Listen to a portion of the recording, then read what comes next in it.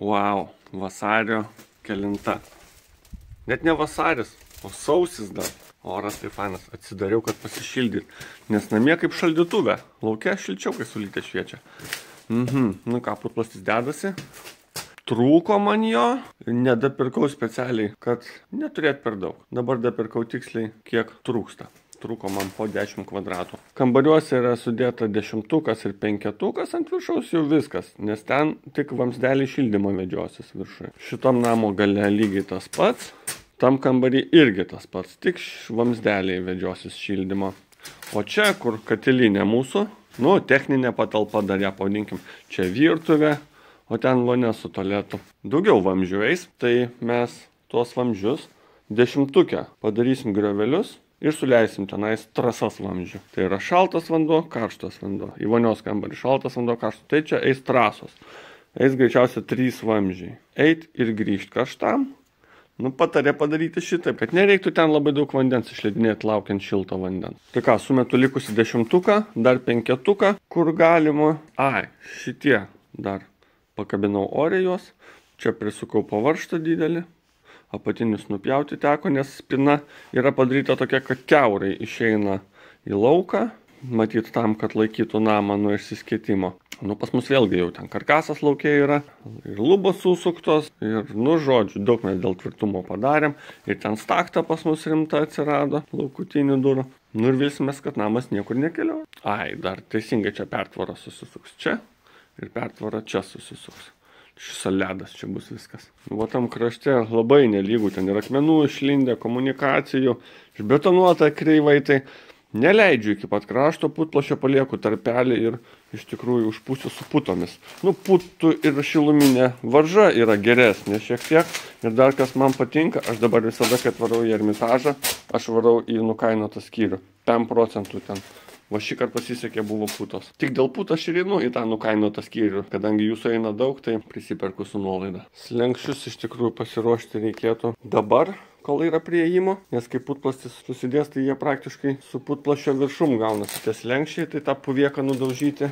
Toj pusėje galiu parodyti, kaip gavos. Praktiškai ledas čia, man atrodo, iš viso apatinis balkis su putplasčio viršum yra. Ir dabar 7 cm bus betonas, tai viskas labai gražiai sueina. Bet tą puvieką paskui krapštyti, kai čia bus grindis, tai bus labai nepatogu. O dabar išėmus putplastį labai lengvai gaunas ir vėl nepamainamas įrankis yra kirvukas. Su kirvuku iki kieto daeiti, dasidaužyti, o paskui kaip su kaltuku nuskusti. Nėra labai blogas šitas apatinis balkis, jisai skamba dar ir jisai visą laiką gis buvo neapšiltintas, šiandien visada pūtė vėjas, čia buvo gaminamas maistas, žodžiu, čia drėgmė keliavo, bet kokie centimetras ar 2 tik tais viršaus. Taip, jis greičiausiai padarytas yra iš kitokio medžio nei visi, net nekvepia sakais. Grindis baigsis čia betoninės, o čia paskui atsiras iš kažkokio medžio perėjimas. Jau lygiai su slenkščiu atsistos. Neveltui išgyveno kirvukas iki šių dienų tiek daug metų. Ir svoris jo geras, ir daug kas su juo ir kalti, ir kirsti. Neveltui vikingai mėgo jį taip. Kol buvo maisto namie, tai čia dar veiksmas vyko. 2 kartai vakavusi. Peliukai, 1 kartą užpuškiau, tai 2 kartą šalia pabėgo. Daugiau lyg ir nemačiau pamato, niekur tokių dalykų. Į namą jie lyg ir neina per pamatą. Čia, jum, juodgrindės ir tinklas ten.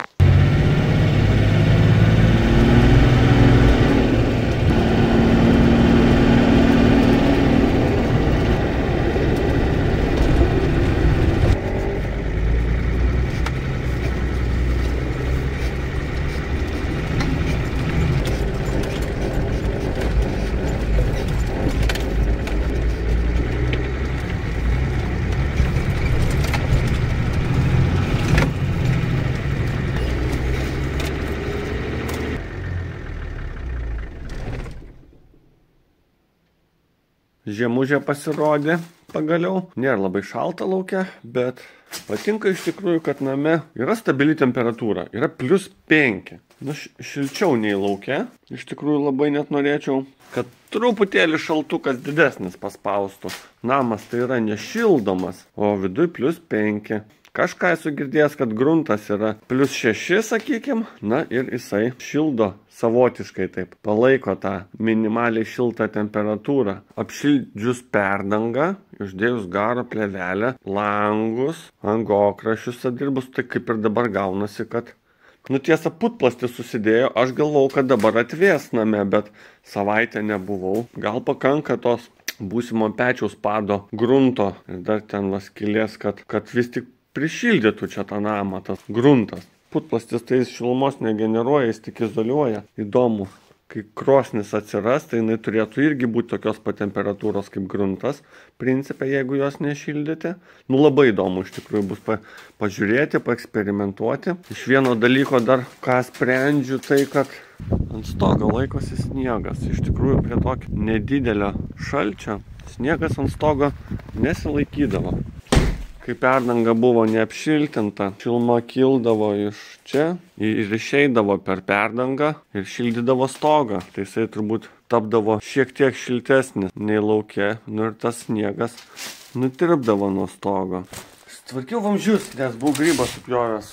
Šitas buvo gerokai per giliai, per 10 cm žemiau nei grindis. Tūlikas buvo per žemai, kažką aš ten su tais 10 cm užsiparinęs būtų. Šaltukas užėjo pagaliau. Nežinau, ar jo man čia reikia, kadangi aš Uponoro vamzdžius vedžioju daugiasluoksnius, tai man šaltis nelabai iš tikrųjų dabar yra draugas. Tai namie dabar 1,5 laipsnio, kad važiavau buvo. Turbūt nebūtų putplasčio, tai aš manau šilčiau būtų namie, nes vis tik tais dabar mes izoliavom šilumą einančią iš žemės, kad ir kiek ten jos yra. Pažįstamas sakė, kad pas jį 3 laipsniai namie būna, bet kaimo troboj, kai nekūrenama. Tai reiškia pliusas. Atsivežiau buitinį šildytuvėlį, čia po 2 kW per valandą graužia, bet truputį maloniau dirbti iš tikrųjų. Tai vakar per valandą iki 5 laipsnių prisišildžiau, buvo dirbti iš tikrųjų malonu. Dubens neperšalau, ką dažniausia pasidarau savo žiemą. 20 vamzdis, Aquapipe, labai gerai apskaičiavau, liko toks likutis. Tai nėra labai pigus tas vamzdis. Tai gerai, man kaip tik sienose kažkur ten reikės. Čia pas mus bus boileris, išgremžiau putplastyje apatinėme. Ir tokiu principu, kaip laidas nuo rozetės iki rozetės vaikšto. Šiltas, šaltas iki virtuvės. Pasileis toliau, čia iki dušo, čia bus dušo kabina. Ir vėlgi čia sienoje susijungs ir pasileis toliau, užsimaitins, čia kriauklė, čia vonia, čia WC. Čia šiltas ir šaltas tam, kad čia bus bidetės dušelis dar. Ir karštas grįžimas recirkuliacijai patarė padaryti. Tai ir padarysim. Nes labai jau čia atstumas ilgas, kol iš ten šiltas atkeliaus čia. Tai daug reiks vandens išleisti ir kantrybės laukti gali ir neužtekti. Kodėl taip? Logika tokia. Su karštu viskas aišku ir cirkuliuoja viskas. Galėtų eiti čia trasa storesnė ir eiti sujungimai tai formos. Sujungimas kažkada gali pradėti leisti, gali ir nepradėti. Bet čia sujungimai gaunasi visi matomi. Kaip tenais, taip ir čianais. Plius man dabar jokio presavimo įrenginio nereikėjo ir detalių, tai aš išsivedu vamzdžius. Karštas recirkuliuoja visur, o šaltas, paskutinis taškas gaunasi ratu, kai apeina tūlikas. Tūliką naudoji dažniausiai, jį nuleidi ir šaltas vanduo visur pracirkuliuoja ir užpildo bakelį, gaunasi tas. Čia gal labiau dėl vandens užsistovėjimo, skonio kvapo. Ir šiaip turbūt sveika yra, kad juda vamzdžiuose, vanduo nestovi. Gal ir negyvena kokie parazitai. Šitie grioveliai, aš taip optimistiškai buvau nusiteikęs. Dabar yra daug visokių lituoklių, renginių. Aš tokį lituoklį atsivežiau. Draugas paskolino, pasidariau, galvojau. Jisai šyla, pjauna, bet šita vielutė yra tik 0,5 milimetro. Tai jinai yra gerokai per minkšta. Tai pradėti reikėtų turbūt nuo milimetro, nes kai traukia, jinai užsilenkia. Ir gaunasi netinkama skylutė. Tai aš kaip galvojau, taip ir atsitiko iš tikrųjų, kad galiausiai aš tai darysiu kažkokiu brutaliu būdu. Pradžiai su peiliuku pjoviau. Nelabai su peiliuku pjaunasi. Kažkaip tas griovelis negražus gaunasi. Tai pasiėmiau aš galiausiai plunksną 20 mm. Uždėjau ant suktuko ir pasidariau frezą savo. Plunksnos forma yra dėkinga, nes čia tas susiaurėjimas viršuje gaunasi. Ir kai tu frezuoji visą šitą gylį ir tas susiaurėjimas laiko vamzdį. Čia geresnis pavyzdys. Čia aš dar peiliuku pjodau. Jį kai spraudi tą vamzdį į vidų, jis ir laikosi. Čia tvirtinimų daugiau dėjau. Šiaip pakanka tvirtinimų, aš tik 2 galuose uždedu. O čia įsispraudus jisai neiššoksta tas vandens, tai dirbti labai patogu. Nebūdavo anksčiau. Nu va, pašildžiau vakar vadinasi. Nu gerai, šiandien tada nebešildom. Pasidžiaugsim keliais laipsniais šilumos tik tais. Svarbu vėjas nepučia, nesninga galvos. Klupėtėm putplaščios šilta. O kodėl taip? Nes žiūriu karkasas šlapias po langu. Eina savo, galvoju, tik aš iš lauko gal. Va čia va balutė tokia. O čiagi, va šitą. Širkšnyjo, kondensavosi, varvėjo ir bėgo. Na, bet laukia karkasė. Irgi reiks inspekciją padaryti. Prie durų toks panašus variantas yra, bet aš žinau, kodėl ten reikia duris sureguliuoti. Nu va, šyla oras laukia po truputėlį. Gerai, man reikia, kad smėlis atitirptų kuo greičiau, kad galėtume grindis betonuoti. Bet kai sniegas yra, tai gali matyti, kas čia važiavo per kiemą. Labai arti viena kitos padangos, tai gal čia keturačio padangos. Bet tokie dantukai kaip all-terrain padangų. Labai platus ratai ir labai arti vienas kito. Nu įdomu. Žodžiu, šiek tiek laiko nefilmavau, nes dirbam. O kai įsidirbi, tai būna ir laiko filmuoti nelabai yra. Kas čia atsitiko pas mus. Judami pabaigą su grindim. Aha, 6 trasos, apytiksliai po 100 metrų. Tarp 90 ir 100. Uponor PEX A tipo vamzdis, 18 mm diametro. Dviese su Tadu per 8 valandas paklojom vamzdelius. Labai pasiteisino įrenginys. Skelbė LT dovanojami baldai. Prisisukau lentų. Nupjoviau ratukus, kad nevažinėtų. Nu ir gavosi toks va, malūnsparnis. Labai pasiteisino. Be jo net neįsivaizduoju, kaip 600 metrų vamzdžių reiktų išvynioti. Toliau keliaus pas draugą. Ką toliau darau? Tinklą atsivežiau. Čia jau iš tikrųjų tinklas ir paklotas. Toj pusėje visoje, toj. Čia šiek porą korekcijų ir irgi klosiu tinklą. Čia va palapkę padariau aplink krosnį būsimą. Ir viskas, bus galima betonuoti. Beliks tik tai sulaukti, kada ta krūva atitirps smėlio. Tinklą pirkau pigiausią, 3 mm. Tai visam namui tinklo apie 120 eurų gavosi. Iš viso nenorėjau tinklo dėti, galvau tik su fibra betonuoti, bet tai kalbėjo įdėti, tai ir dėsiu. Bet ir dėsim dar ir fibros. Jinai brangiai nekainuoja. Bus tvirčiau. Vamzdelius. Nu, tvirtina dažniausiai perka tinklą ir prie tinklo riša. Jisai yra, ima akis kokios reikia ir riša prie tinklo su dirželiais. Man nepatinka tas variantas, nes iš tikrųjų tinklas gulintis ant apačios, jisai nieko nedaro. Tinklas turi būti paskendęs betonė iš abiejų pusių. Todėl aš pasirinkau tokius tvirtinimus.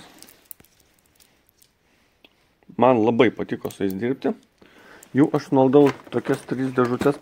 Reikėjo 900 kartų su rankomis paimti ir įspausti tą laikiklį. Tai iš tikrųjų darbas buvo didelis.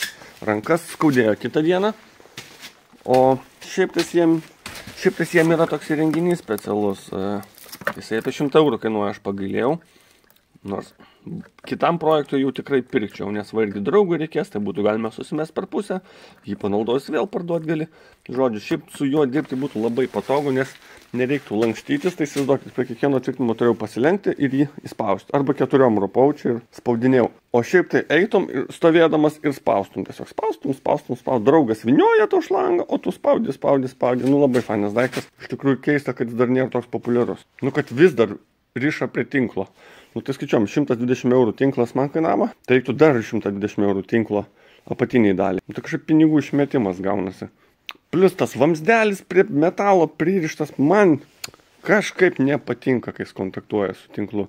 Tai aš iš tikrųjų paprašysiu, kad bent biškį atkeltų nuo vamsdelių to tinklo, kai betonuos, nes taip iš tikrųjų teisingiausia yra armuoti betoną. Nu rimtas čia padas gausis, daugiau tai ne mažiau. Gal dar akmenų bus galima čia į apačią sulaidoti kažkiek. Tai prie tinklo, kai riša, tai turi akį ir pagal ją orientuojasi dažniausiai. Pas mus, kadangi apačio tinklo nebuvo, tai aš nusipirkau metrinį tinkliuką ir su dažais nupurškiau. Prasibėgau perimetrų namų, kiek dažų užteko. Išpurškiau ir iš tikrųjų pagelbėjo labai, nes užsiduodi sau tokio paskui jau palyginimo principų. O dėl tinklo dėjimo, tai tinklas dedasi labai paprastai, labai greitai ir va su tokiai knipeksu net nusikerpa iš tikrųjų labai lengvai. Labai geras įrankis, labai universalus. Ne tik vinim trauk, bet oi, ko tik aš su jo nesu daręs. Čia man draugas Viktoras parekomendavo jį. Iš tikrųjų čia jo ir yra.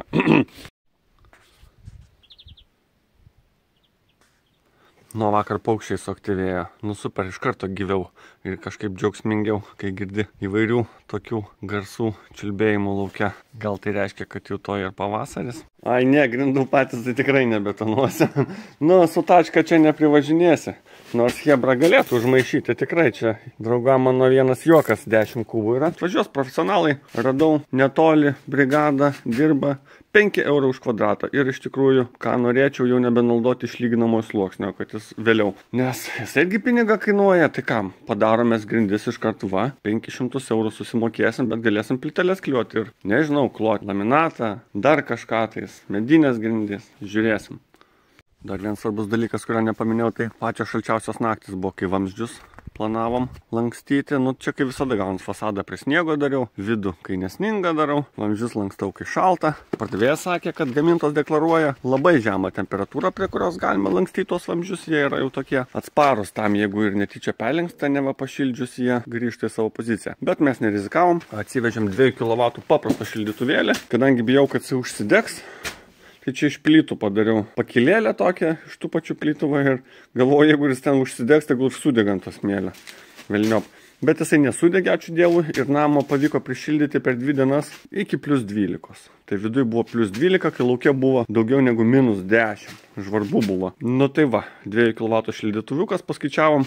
300 eurų su juo kainuotų tokią temperatūrą palaikyti. Tai jeigu oras vanduo yra COP 5, tai gaunas dalinam iš 5 300, 60 eurų šildymas kainuos. Manau, kai bus realybė, pamatysim jau kitą žiemą. Nu viskas, pabaigiau tinklą dėti. Šiek tiek dienelė darbo, bet aš vakar taip pusiau tingėdamas dėjau, tai šiandien pasibaigiau. Trūkau šiltinamo vamzdžio, iš tikrųjų, ką norėjau atitraukti, kad nešiltų po vonios ir po dušo sifonų. Tinklą apskaičiavau, nu idealiai. Beveik neliko tinklo. Liko 2 cieli šmotai, tai padėjau, kur bus laiptai kažkada tais. Ir po vonę padėjau, blogiau nebus. Kas liečia fasadą pietinę pusę, lentos traukėsi ir atšoko. Nieko, dakalsim arba varžtais prisuksim, jeigu reikės. Šiaip atėjau pasižiūrėti ir galvoju, iš kur čia dabar tokia tarpa, kad ranka telpa. Gal reikia iš tikrųjų ir paskubėti, kad paukščiai čia nepradėtų lysti. Gerai, jos čia padžiuvo ant tos saulės ir ant šalčio. Prisiminiau, šitai sieną kistokus vinukus naudojau. Čia pirma buvo mano siena ir aš per trumpus buvau atsivežęs ir jų tas trumpumas ir išlindo. Galvau, ai, dakalsiu vėliau ir va, žodžiu, dabar varžtus jau čia suksiu, bandysiu pritraukti. Nu tai aišku, plačios lentos, nieko kito ir nereikėjo tikėtis, josgi norės riestis.